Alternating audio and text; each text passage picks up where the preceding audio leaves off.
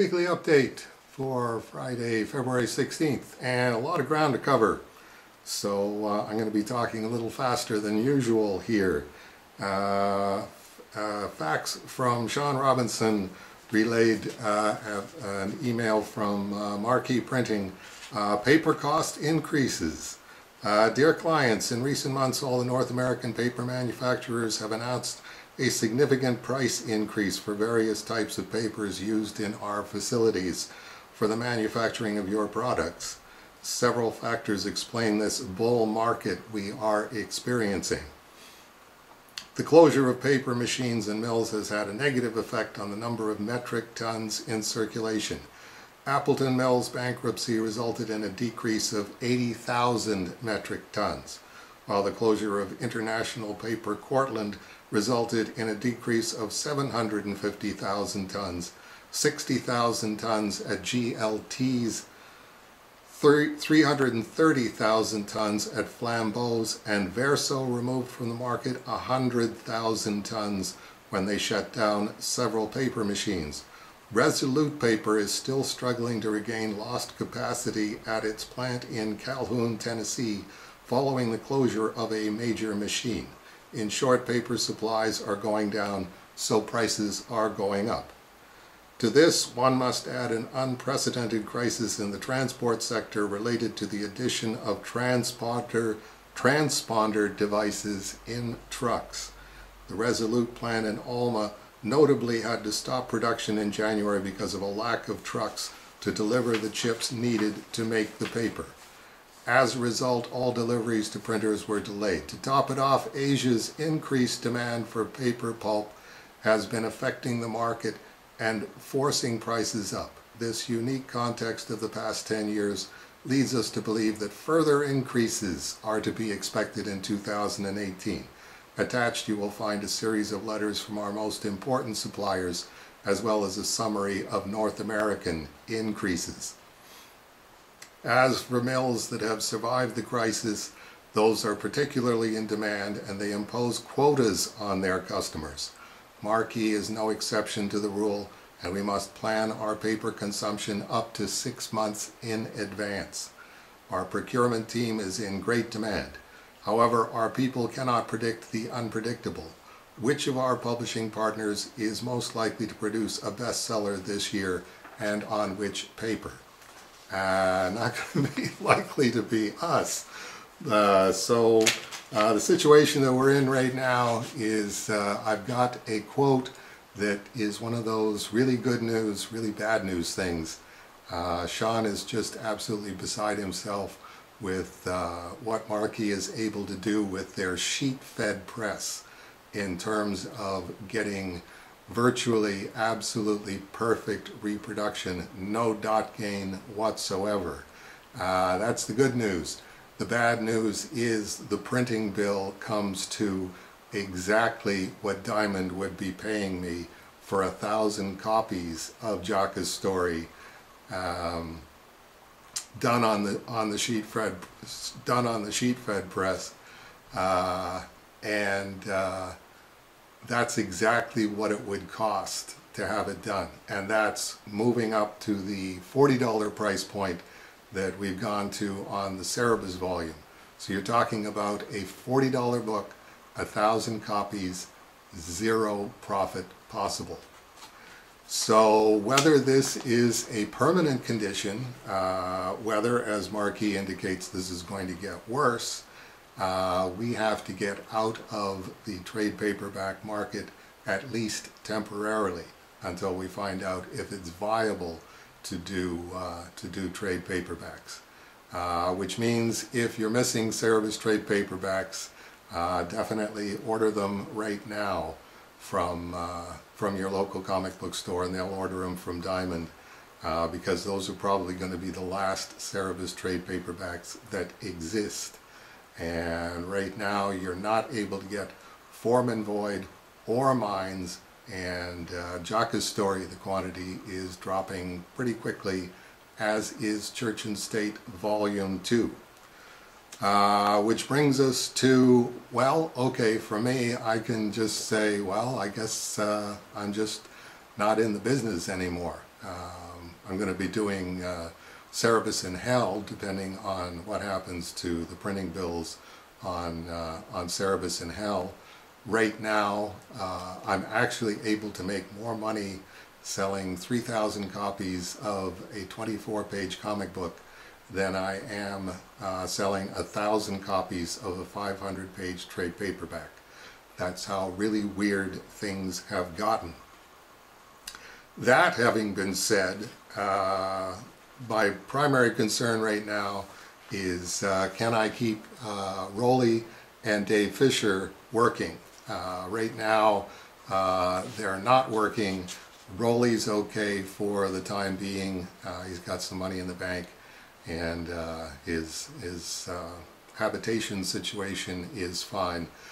Fisher, on the other hand, having just gotten back from his family crisis in New Zealand, has been in the midst of changing his habitation, and that means first and last month rent, and we all know what first and last month rent does to people's finances. So what we're trying to do is to switch completely to auctions temporarily, and these auctions are largely, can we bring in enough money to keep Rolly and Dave Fisher working? And what I'm doing is working backwards from what's happening right now, and that'll be the most immediate auctions. So we're going to have printers, the proofs, the final proofs for Cerebus in Hell, #1s. This one's for the May issue, the undateable Cerebus, and contains all of the pages. I've written final proof, Dave Sim, up in the upper left corner. So that's going to be, we're going to be doing daily auctions. This is going to start probably on Friday. Just had a phone message from Fisher saying that he's got the first 4 auctions ready to go. So I'm assuming we're going to start that Friday and then go Saturday, Sunday, Monday, Tuesday.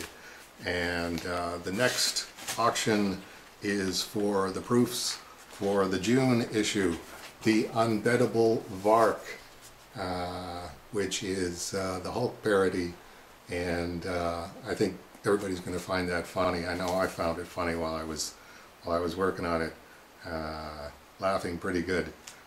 Same thing, final proof, written February 9th, Dave Sim, in the upper right corner of the cover.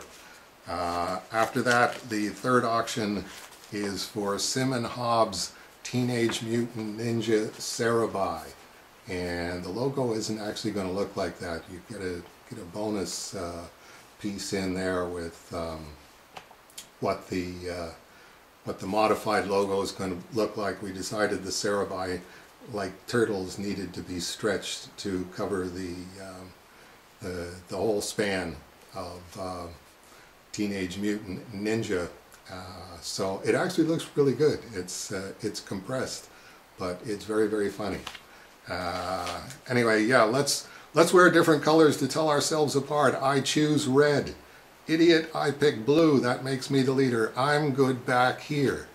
And one of them thinking, it's in black and white. Who cares what color you are? The last one of the first 4 auction pieces is the Nick Fury parody cover, the Steranko parody cover. Nick Com, Agent of Codpiece. And that's a take on the Batvark Codpiece, which we did in the first year, I believe, first year and a half of Cerebus in Hell. Agent Com, you've helped to make Codpiece the #1 purveyor of crotch enhancers this quarter. You know what that means. Gasp! I've ascended to the honorable rank of Employee of the Month? Cerebus isn't well endowed. Can't anybody help? Codpiece can. No one will ever know how poorly endowed you are with a cash-on-delivery penis in every Canadian express post. Only available in XXXL, XXXXL and Super XXXXXL, because size does matter. So you get the proofs for that. You'll be able to laugh at that almost 6 months before everybody else, because that'll be coming out in August. Okay, we're up to 10 minutes already, and we've got a 15-minute ceiling on this, so get ready for clip number 2. Okay, clip number 2, and what we're showing you now is the packaging that you will be getting the final proofs in, with corrugated cardboard cut to size, 8.5 by 11, in a yellow bubble mailer. Absolutely no chance of anything in there getting bent or damaged, unless somebody at the post office really goes postal on it, if you get my drift. Okay, and that brings us to auction item number 5, which is last week's Cerebus in Hell strips. That this is what they look like when I get them done. They are pasted up individually with the word balloons, and the Cerebus figures. No Cerebus figures on this one because it's the philosophers. But that's how I make up a Cerebus in Hell strip, and then it's faxed to Sean Robinson, and he relays it to Benjamin Hobbs, who photoshops it.